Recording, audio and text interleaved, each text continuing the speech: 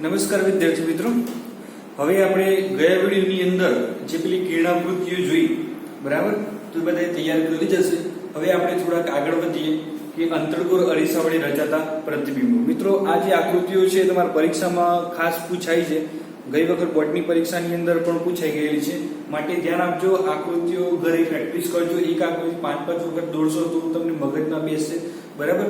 તો અહીં આપણે જોઈએ છીએ વારાફરતી આકૃતિઓ, બરાબર. તો અંતર્ગોળ અરીસા વડે રચાતા પ્રતિબિંબોની આકૃતિ જોઈએ આપણે. તો જુઓ,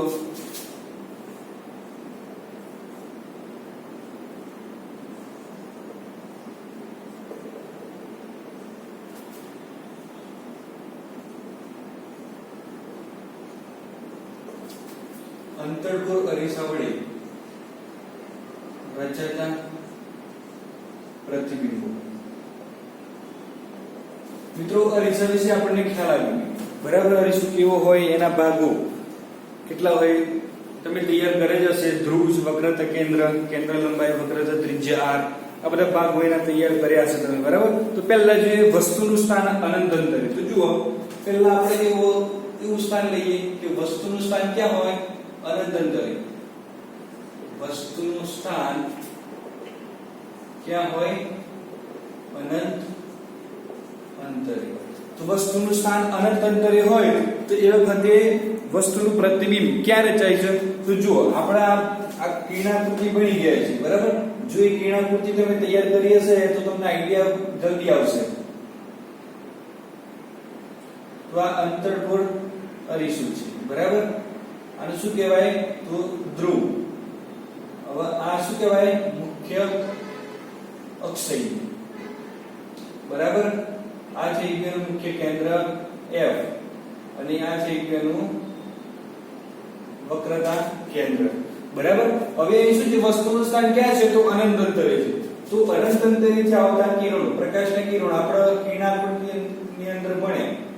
અનંત અંતરેથી આવતા પ્રકાશના કિરણો એ અંતર્ગોળ અરીસા વડે શું થાય? એનું પરાવર્તન થઈ અને મુખ્ય કેન્દ્ર F ઉપર કેન્દ્રિત થાય, બરાબર. આ રીતે આવશે, બરાબર. તો એ વસ્તુનું સ્થાન ક્યાં છે? તો અનંત અંતરે છે, બરાબર. તો એ વખતે પ્રતિબિંબનું સ્થાન ક્યાં હશે?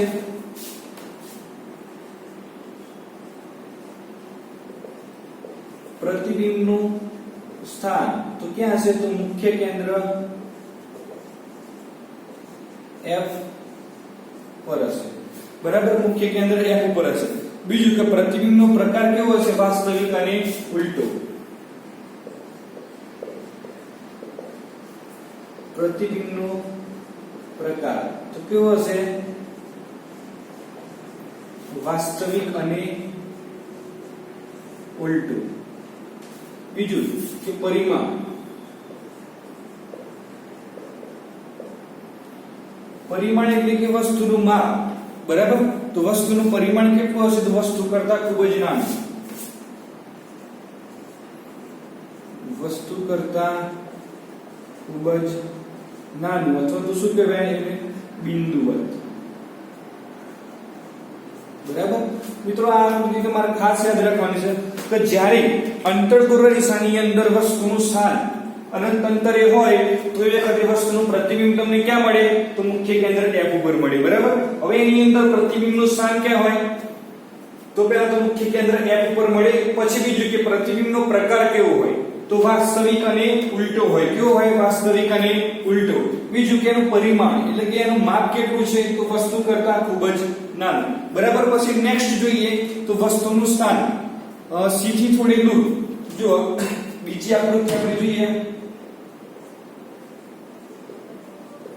વસ્તુનું સ્થાન તો C થી થોડે દૂર એટલે કે વક્રતા કેન્દ્ર C, બરાબર. એનાથી થોડી દૂર રાખવાનું છે આપણે.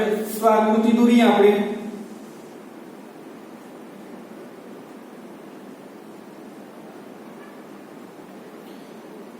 આ થયું ધ્રુવ, બરાબર.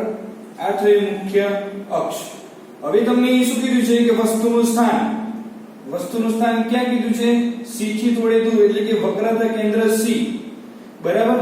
અહીંથી પરિમિત અંતરે અથવા તો થોડીક દૂર આ રીતે વસ્તુ મૂકી હોય તો એનું પ્રતિબિંબ ક્યાં રચાય છે? તો એનું પ્રતિબિંબ ક્યાં રચાશે? તો P અને F અને C ની વચ્ચે રચાશે. જુઓ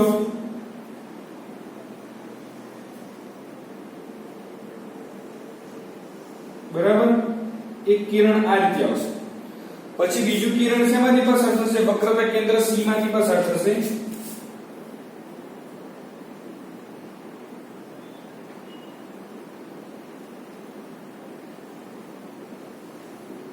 બરાબર. હવે આપણે પેલી કિરણાકૃતિ ભણ્યા કે ભાઈ વક્રતા કેન્દ્ર C માંથી કિરણ, કોઈ પણ કિરણ, પ્રકાશનું કિરણ પસાર થાય તો શું થાય? અંતર્ગોળ અરીસા વડે પરાવર્તન થઈ અને એ જ માર્ગે પાછું વળે છે. બરાબર. તો એક તો આ કિરણ, બરાબર, પછી બીજું આ કિરણ, બરાબર. આ બંને કેન્દ્રિત ક્યાં થાય છે? તો C અને F ની વચ્ચે. તો આ જે પ્રતિબિંબ છે એ પ્રતિબિંબ ક્યાં મળશે? C અને F ની વચ્ચે મળશે. બરાબર. અહીં આપણે વસ્તુનું નામ આપીએ A અને B અને પ્રતિબિંબનું નામ આપીશું આપણે A' B'.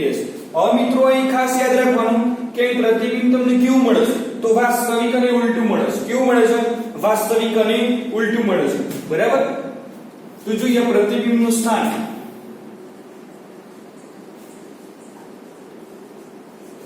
પ્રતિબિંબનું સ્થાન તો ક્યાં મળશે? F અને C ની વચ્ચે. પછી બીજું છે પ્રતિબિંબનો પ્રકાર. પ્રતિબિંબનો પ્રકાર, તો પ્રતિબિંબનો પ્રકાર કેવો છે? વાસ્તવિક અને ઉલટું. વાસ્તવિક અને ઉલટું. બરાબર. પછી એનું પરિમાણ, એટલે કે વસ્તુનું શું કહેવાય? પ્રતિબિંબનું પરિમાણ તો કેટલું હશે? વસ્તુ કરતા નાનું.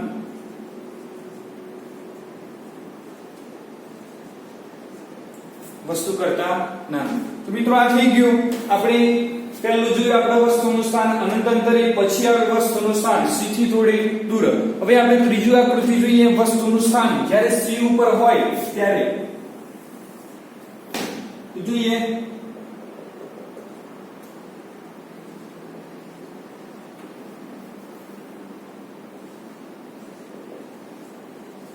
વસ્તુનું સ્થાન તો C પર. બરાબર. તો આપણે આકૃતિ દોરીએ.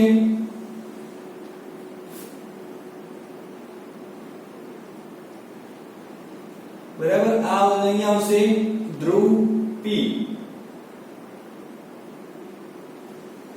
આવશે મુખ્ય અક્ષ. બરાબર. આને કહેવાય મુખ્ય કેન્દ્ર F, આને કહીશું વક્રતા કેન્દ્ર C. બરાબર. હવે અહીં શું કીધું છે આપણે? વસ્તુનું સ્થાન. તો વસ્તુનું સ્થાન ક્યાં રાખવાનું છે? આપણે C ઉપર રાખવાનું છે. બરાબર. નામ આપી દઈએ આપણે A અને B. હવે આપણે અહીં વસ્તુનું સ્થાન C ઉપર રાખીએ તો આપણને પ્રતિબિંબ ક્યાં મળશે? તો C ઉપર જ મળશે. ક્યાં મળશે? C ઉપર જ. જુઓ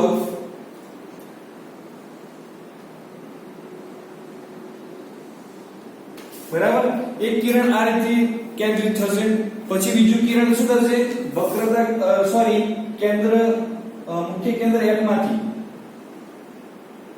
પસાર થઈ અને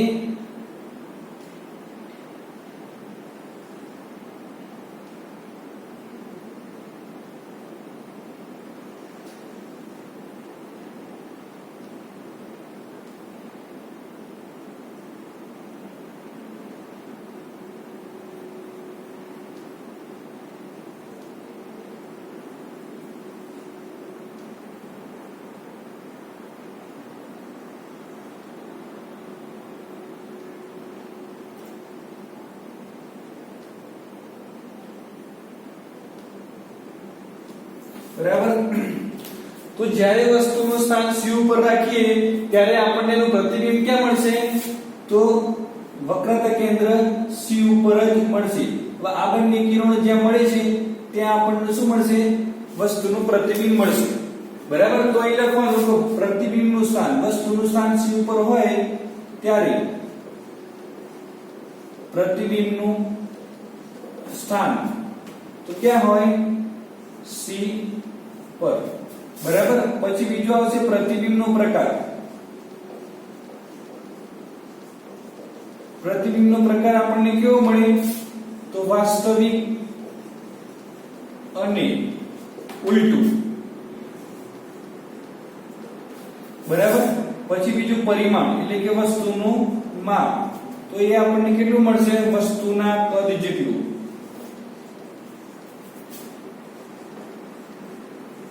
વસ્તુના કદ જેટલું મળશે. બરાબર. ધ્યાન આપજો મિત્રો. હવે આપણે ચોથી આકૃતિ જોઈએ છીએ. તેની અંદર આપણે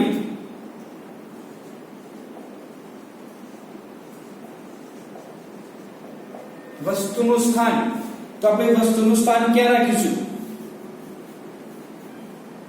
તો C અને F ની વચ્ચે.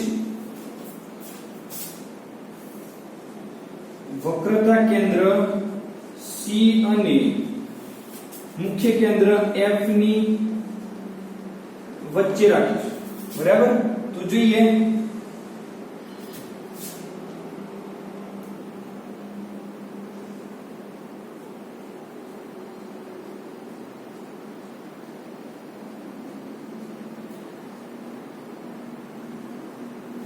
આ ધ્રુવ P અને એ મુખ્ય અક્ષ.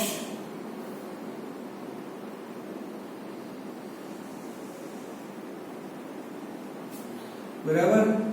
આ મુખ્ય કેન્દ્ર F લઈશું અને આ વક્રતા કેન્દ્ર C. હવે આપણે શું કીધું છે? વસ્તુનું સ્થાન.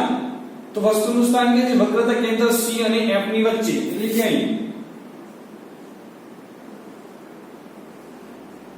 A અને B. વક્રતા કેન્દ્ર C અને F ની વચ્ચે છે. બરાબર. તો ધ્યાન આપો.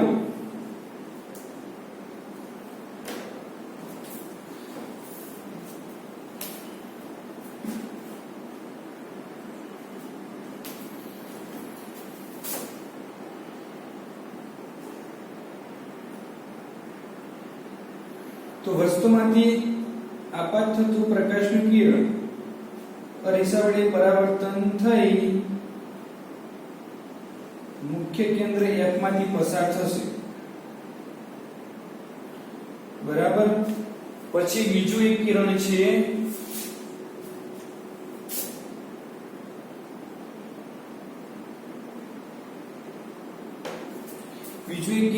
શું થશે?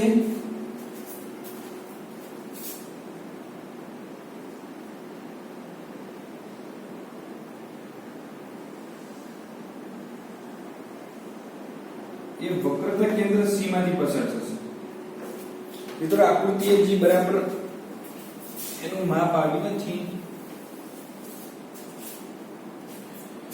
ફરી ટ્રાય કરીએ આપણે. મિત્રો આકૃતિ જ્યારે તમે દોરતા હો ત્યારે પેન્સિલ અને ફૂટપટ્ટીનો ઉપયોગ કરશો, નહીં તો યોગ્ય માપ આવે નહીં.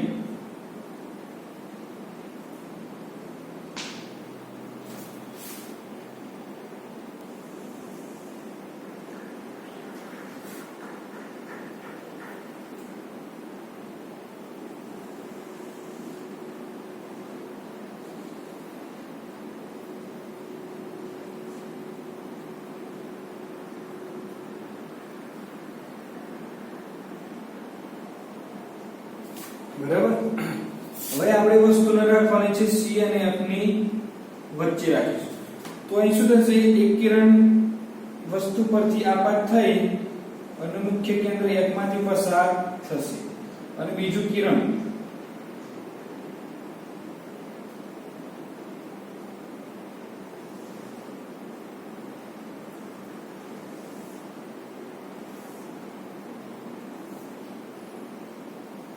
આ રીતે વક્રતા કેન્દ્ર C માંથી પસાર થશે. બરાબર. એક કિરણ અહીંથી પસાર થશે વસ્તુ પરથી અને પરાવર્તન થઈ અને આ રીતે મુખ્ય કેન્દ્ર F માંથી પસાર થશે. પછી બીજું કિરણ આ રીતે વસ્તુ પરથી આપાત થઈ પરાવર્તન થઈને એ જ માર્ગે પાછું પડશે. અને બે આ જગ્યાએ કેન્દ્રિત થશે એટલે આ જે વસ્તુ છે AB આનું પ્રતિબિંબ તમને ક્યાં મળશે C થી દૂર એટલે કે C થી પરિમિત અંતરે મળશે બરાબર તો એ લખવાનું પ્રતિબિંબનું સ્થાન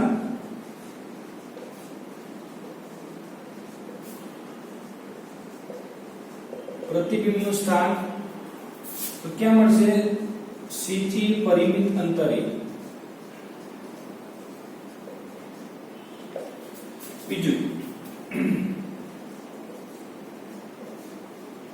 પ્રતિબિંબનો પ્રકાર કેવો હશે વાસ્તવિક અને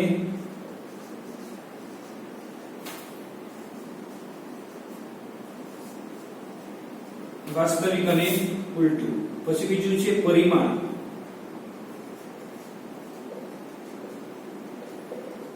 એટલે કે માપ તો શું થશે વસ્તુ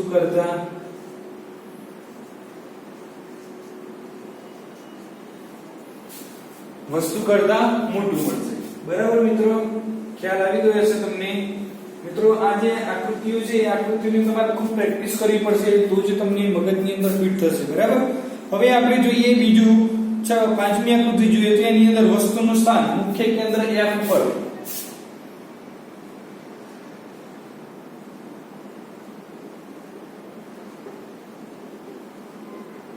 વસ્તુનું સ્થાન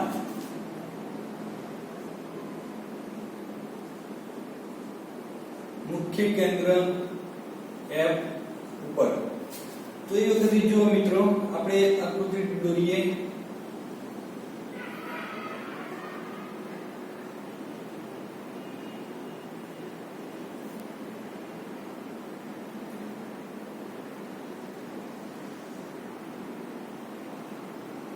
આ ધ્રુવ P મુખ્ય કેન્દ્ર F અને વક્રતા કેન્દ્ર C તો મિત્રો આપણે આ રીતે વસ્તુને મુખ્ય કેન્દ્ર F ઉપર મૂકીશું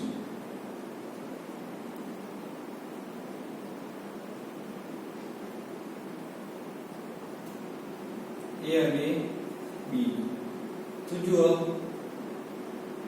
વસ્તુ પરથી પ્રકાશની કિરણ પસાર થઈ અને મુખ્ય કેન્દ્ર F માંથી પસાર થશે બરાબર આ રીતની કિરણાકૃતિ આપણે ભણી ગયા છીએ બરાબર પછી બીજું કિરણ શું થશે આ રીતે પસાર થશે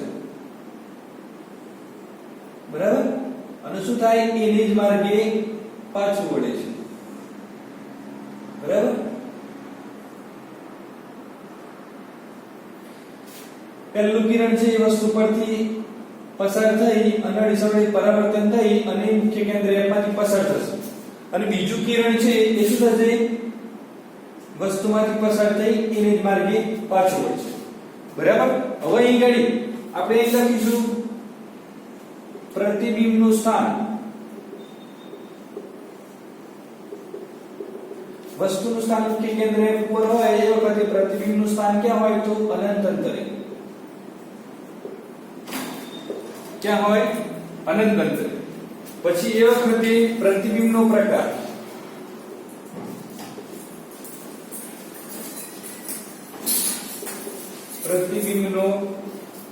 તો પ્રકાર કેવો હશે વાસ્તવિક અને ઉલટું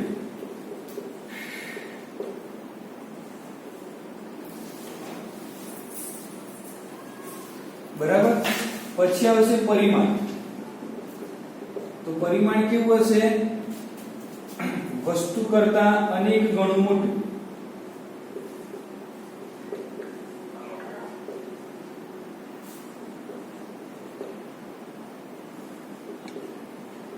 ઓકે હવે આપણે લાસ્ટ આવે છે વસ્તુનું સ્થાન P અને ધ્રુવ F ની વચ્ચે ગમે ત્યાં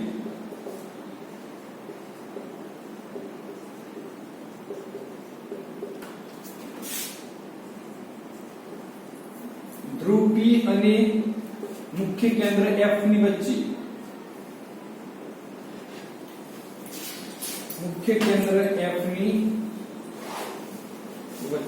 મિત્રો આ આકૃતિની અંદર ખાસ ધ્યાન આપજો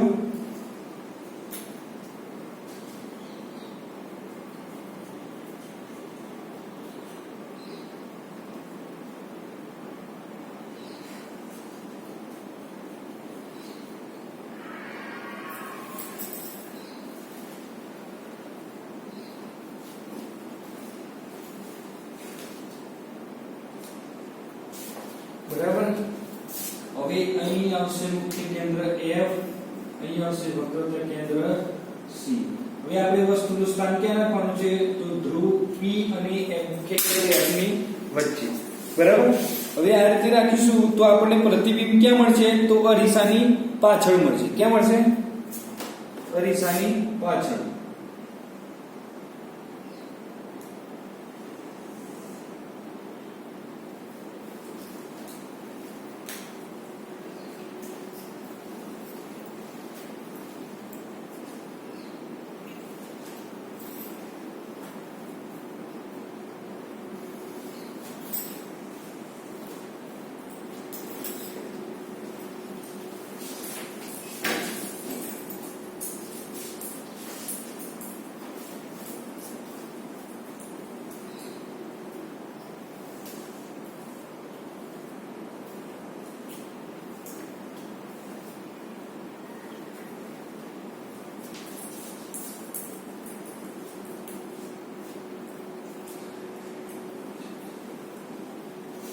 બરાબર. આ રીતનું પ્રતિબિંબ આપણને મળશે. બરાબર. હવે આ વખતે પ્રતિબિંબ આપણને કેવું મળશે? એકદમ સીધું મળશે, એટલે કે ચત્તું મળશે. કેવું મળશે? ચત્તું મળશે. જુઓ. બરાબર. તો લખવાનું પ્રતિબિંબનું સ્થાન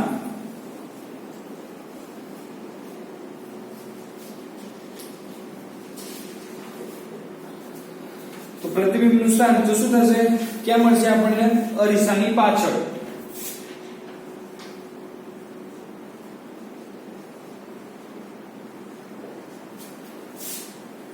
પછી બીજું પ્રતિબિંબનો પ્રકાર.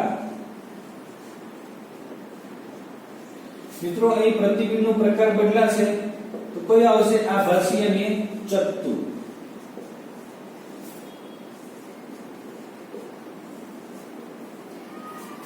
પછી આવશે પરિમાણ. તો પરિમાણ કેવું આવશે? વસ્તુ કરતા મોટું.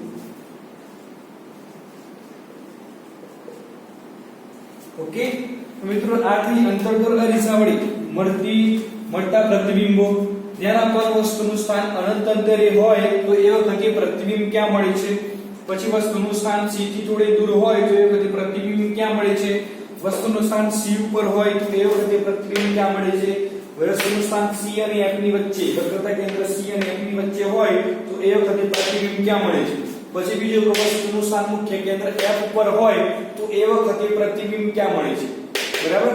પછી વસ્તુનું સ્થાન P અને F ની વચ્ચે, એટલે કે ધ્રુવ P અને F ની વચ્ચે આવી હોય તો એ દરમિયાન આપણને પ્રતિબિંબ ક્યાં મળે છે? તો આ તમારે ખાસ યાદ રાખવાનું છે. તો એ વખતે વસ્તુનું સ્થાન ક્યાં હશે? અરીસાની પાછળ હશે. બરાબર. તો આ આકૃતિ તમારે ખાસ યાદ રાખવાની કે અંતર્ગોળ અરીસાની અંદર વસ્તુનું સ્થાન ધ્રુવ P અને F ની વચ્ચે હોય તો એ વખતે પ્રતિબિંબ ક્યાં મળે છે? તો અરીસાની પાછળ મળે છે. બરાબર. અને બીજું કે પ્રતિબિંબનો પ્રકાર કેવો હોય છે? તો આભાસી અને ચત્તુ. એટલે આભાસી હોય છે અને કેવું હોય? ચત્તુ એટલે કે સીધું હોય છે. પરિમાણ એટલે કે માપ તો વસ્તુના કદ કરતા મોટું અથવા તો વસ્તુ કરતા મોટું થશે. બરાબર. તો મિત્રો આ થયા અંતર્ગોળ અરીસા વડે મળતા પ્રતિબિંબો. હવે મિત્રો અંતર્ગોળ અરીસાનો ઉપયોગો શું? તો અંતર્ગોળ અરીસાનો ઉપયોગો ક્યાં થાય છે? તો આપણને ખબર છે કે વાહનોની હેડલાઇટની અંદર ખાસ કરીને અંતર્ગોળ અરીસાનો ઉપયોગ થતો હોય છે. બરાબર. ટોર્ચ છે, સર્ચ લાઇટ છે, પછી વાહનોની હેડલાઇટ હોય તો તમને ખબર છે કે આ હેડલાઇટની અંદર આ રીતનું હોય છે. બરાબર. પ્રકાશના સમાંતર કિરણો પ્રતિબિંબ મતલબ કે આ રીતે સમાંતર કિરણો અને તેજ પ્રકાશ માટે આ રીતે અંતર્ગોળ અરીસાનો ઉપયોગ થતો હોય છે. વાહનોની હેડલાઇટ કંઈક આવા પ્રકારની હોય છે. બરાબર. આ રીતે અબગ હોય તો પ્રકાશના કિરણોનું અહીંથી શું થાય છે? પરાવર્તન થાય છે. છેક અનંત અંતર સુધી પ્રકાશના કિરણો ફેલાય છે. બરાબર. પછી પેલું દાઢી કરવાનું મેકઅપ અથવા બીજું શું કહેવાય? મેકઅપ. બરાબર. તેની અંદર અંતર્ગોળ અરીસાનો મોટું પ્રતિબિંબ મેળવવા માટે એનો ઉપયોગ થતો હોય છે. બરાબર. પછી બીજું કે દાંતના ડોક્ટરો એ ખાસ કરીને અંતર્ગોળ અરીસાનો ઉપયોગ કરતા હોય છે. પછી તમને ખબર છે કે સૂર્યકુકરની અંદર સૂર્યકુકર હોય તો એ શું કરે? તો પ્રકાશના કિરણો કેન્દ્રિત કરે છે. આ રીતે સૂર્યકુકર હોય. બરાબર. અહીં પાત્ર મૂકેલું હોય તો આ જે પ્રકાશના કિરણ હોય અનંત અંતરે છે તો એ કેન્દ્રિત ક્યાં કરે છે? પરાવર્તન કરી આ પાત્રની અંદર મતલબ કે અહીં સુધી કેન્દ્રિત કરતા હોય છે. બરાબર. પછી બીજું છે રિફ્લેક્ટિંગ ટેલિસ્કોપની અંદર પણ આ અંતર્ગોળ અરીસાનો ઉપયોગ થતો હોય છે, બરાબર. તો આ થાય અંતર્ગોળ અરીસાનો ઉપયોગ. હવે આપણે જોઈએ બહિર્ગોળ અરીસા વડે રચાતા પ્રતિબિંબ.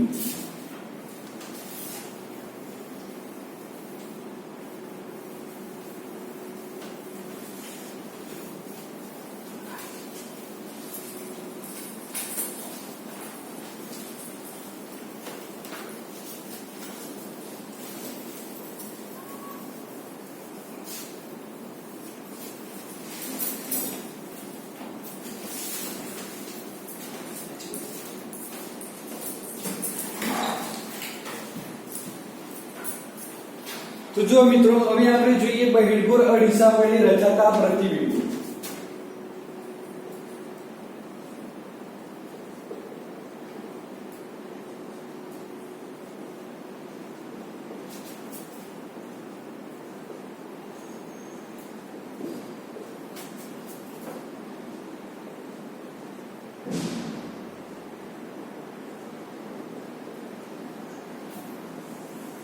બહિર્ગોળ અરીસા વડે રચાતા પ્રતિબિંબોની અંદર આપણે બે સ્થિતિનો વિચાર કરવાનો છે.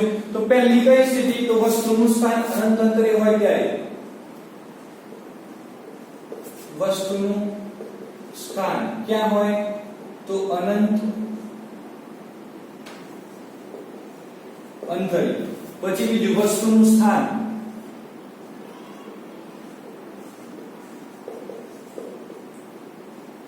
ધ્રુવ અનંત અંતરે અને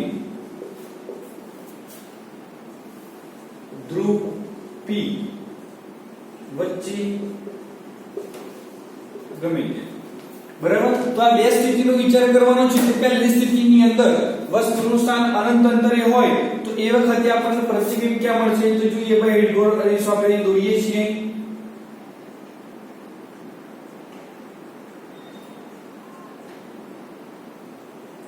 આ થશે ધ્રુવ P, મુખ્ય અક્ષ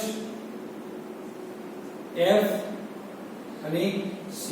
તો પહેલા જે વસ્તુનું સ્થાન અનંત અંતરે, તો આપણે કિરણાકૃતિ જોઈ હતી બહિર્ગોળ માટે.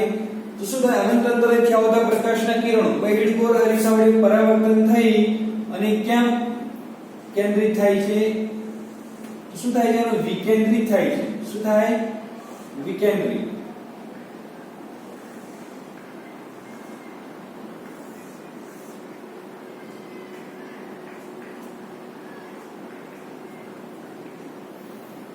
તો આ રીતે વિકેન્દ્રિત થશે.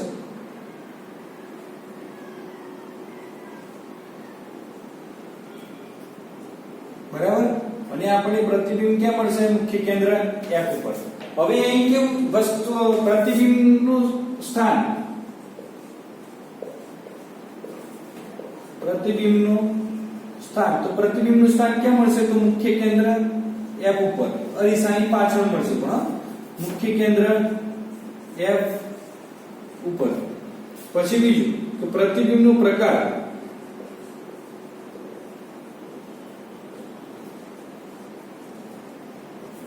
બરાબર. હવે અહીં વસ્તુનું સ્થાન ક્યાં મળશે? અરીસાની પાછળ, મુખ્ય કેન્દ્ર F ઉપર. અહીં લખજો અરીસાની પાછળ.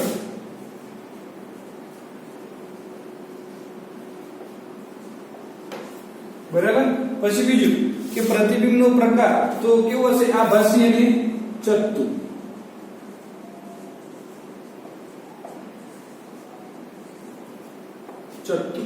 પછી બીજું પરિમાણ તો કેવું હશે? બિંદુવત, વસ્તુ કરતા નાનું.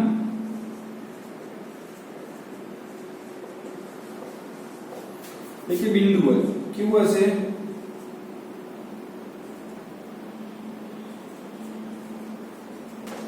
બરાબર. તો આ થઈ એક સ્થિતિનો. હવે આપણે બીજી સ્થિતિનો વિચાર કરીએ. તો જ્યારે વસ્તુનું સ્થાન ધ્રુવ P અને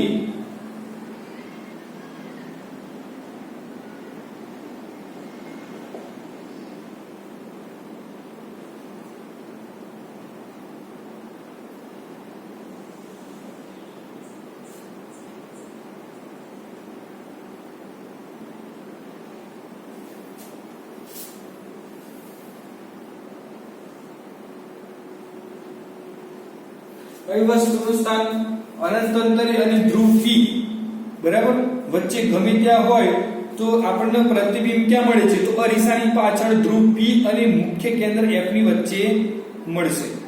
બરાબર.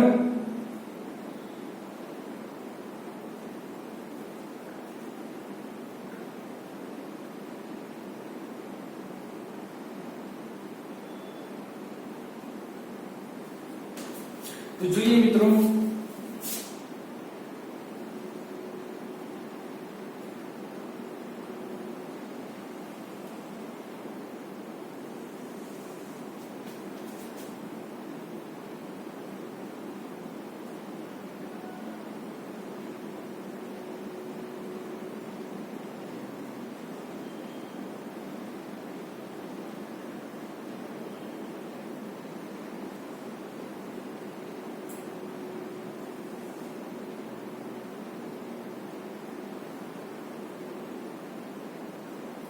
એક કિરણ મુખ્ય કેન્દ્ર F માંથી પસાર થશે. બરાબર આ રીતે.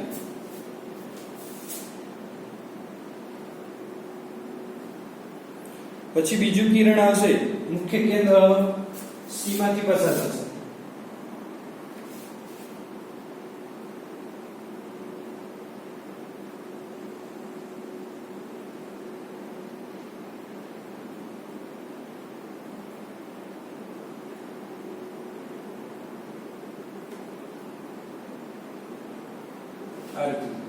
તો જ્યાં બે કિરણો ભેગા થાય ત્યાં વસ્તુનું પ્રતિબિંબ મળશે A અને B. તો અહીં લખવાનું પ્રતિબિંબનું સ્થાન.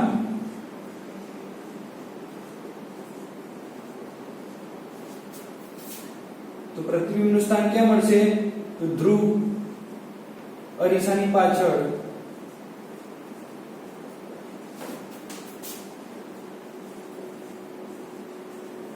ધ્રુવ P અને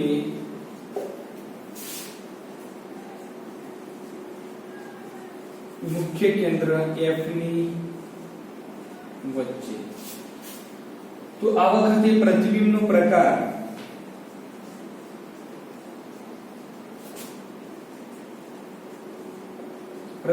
પ્રકાર કેવો હશે? તો આભાસી અને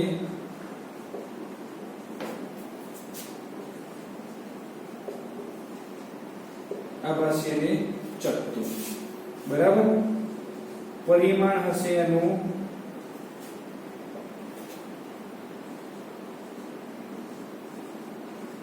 વસ્તુ કરતા. ઓકે, તો આ થઈ ગયું બહિર્ગોળ અરીસા વડે રચાતા પ્રતિબિંબો. બીજું કે હવે બહિર્ગોળ અરીસાનો ઉપયોગ. તો બહિર્ગોળ અરીસાનો ઉપયોગ ક્યાં થાય છે એ જોઈએ. બરાબર. તો બહિર્ગોળ અરીસાનો ઉપયોગ ખાસ કરીને વાહનોની તો સાઇડ મિરર તરીકે થાય છે. ધારો કે આપણે બાઇક અથવા તો કાર ચલાવતા હોઈએ તો પાછળ આપણે કોઈ પણ સાધન આવતા હોય તો એ પાછળના જે સાધનોને જોવા માટે સાઇડ મિરર તરીકે બહિર્ગોળ અરીસાનો ઉપયોગ થતો હોય છે. બરાબર. હવે બહિર્ગોળ અરીસાની ખાસિયત શું છે? તો એ અનેક ગણું મોટું પ્રતિબિંબ હોય અનેક ગણું મોટી વસ્તુ હોય તો એ વસ્તુનું નાનું પ્રતિબિંબ આપણને આપતું હોય છે. બરાબર. પછી બીજું કે મોટા બહિર્ગોળ અરીસા વેપારી કે દુકાનદાર એ પોતાની દુકાનમાં સલામતી માટે રાખતા હોય છે. જેમ કે મતલબ કે મોટી દુકાન હોય. બરાબર. અને અહીં રિસેપ્શન તમે ખાસ કરીને જોયું હશે તો રિસેપ્શન ઉપર બહિર્ગોળ અરીસા લગાવેલો હોય છે. કેમ કે મોટો જે દુકાન હોય અથવા તો મોલ હોય છે એ બધાનું પ્રતિબિંબ એ બહિર્ગોળ અરીસાની અંદર આવી જતું હોય છે. તો આ રીતની રચના હોય છે. તો આ એના બહિર્ગોળ અરીસાના ઉપયોગો છે. બરાબર. હવે નેક્સ્ટ આપણે આવે છે ગોળીય અરીસાઓ વડે થતા પરાવર્તન. બરાબર. મિત્રો આટલા સુધી આપણે રાખીએ છીએ. બરાબર. નેક્સ્ટ થિયરી આપણે નેક્સ્ટ વિડિયોની અંદર જોઈશું. અસ્તુ.